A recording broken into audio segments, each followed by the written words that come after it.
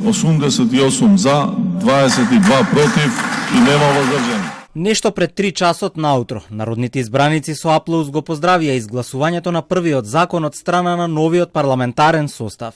88 пратеника високо над прагот за двотретинско мнозинство дадоа амин за реорганизација на министерствата и нов лик на државната управа. Маратонскиот ден во собранието беше исполнет со низ за обвинување и кавги од собраниската говорница.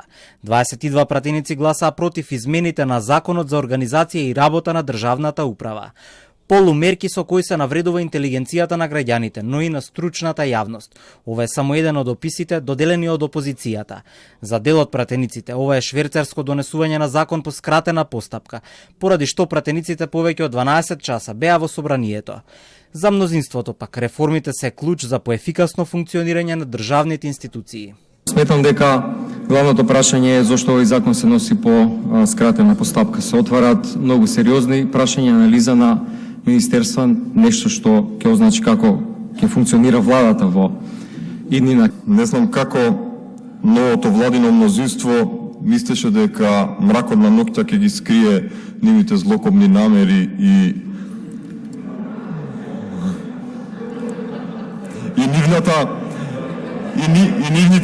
нивните намери да прошверцуваат закон кој што председателе мислам дека треба да воспоставите ред во салата. Двотретинското мнозинство на ВМРО ДПМН е вреди и знам, се комплетира и со пратеници од Европскиот фронт предводен од ДУИ, чии гласови се покажаа како клучни за реорганизација на ресорите. ВМРО ДПМН доцна вечерта соопшти дека дел од пратениците од нивната пратеничка група се сретнале со делегација од Демократската унија за интеграција.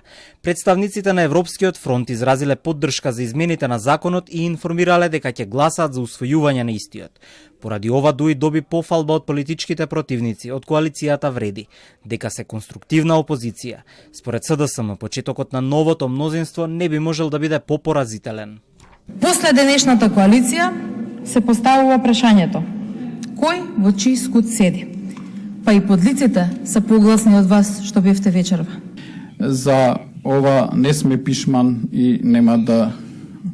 Ако го гледаме предлог на законот, кој што е предложен, овдека се ги имаме надлежностите од еден орган во друг орган и ова ќе биде во духот на Охридскиот договор.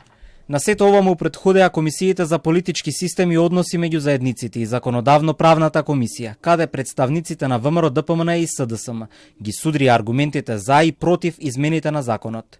Тоа што сте освоиле секоја чест 58 пратенички мандати не ви дава за право да демонстрирате само волја во собранието и да правите што сакате. Министрите од Социјалдемократскиот сојуз, кои што 80% се пратеници во овој момент, очигледно дека сакаат да останат уште ден, два, три повеќе министри да ги користат удобствата, па не дај Боже за државата да потпишат и уште некој тендер кој што ќе се случува деновиве додека се смени оваа влада. Со измена на законот наместо 16 се воведуваат 20 министерства или 4 нови во државната управа.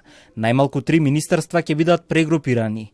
За дел од опозицијата ова се прави само за да се отвори пат за инсталирање на повеќе функционери во државниот апарат и вработување на партиски кадри. За мнозинството, реорганизацијата на владините ресори се прави за поефикасно функционирање и за потребите на граѓаните.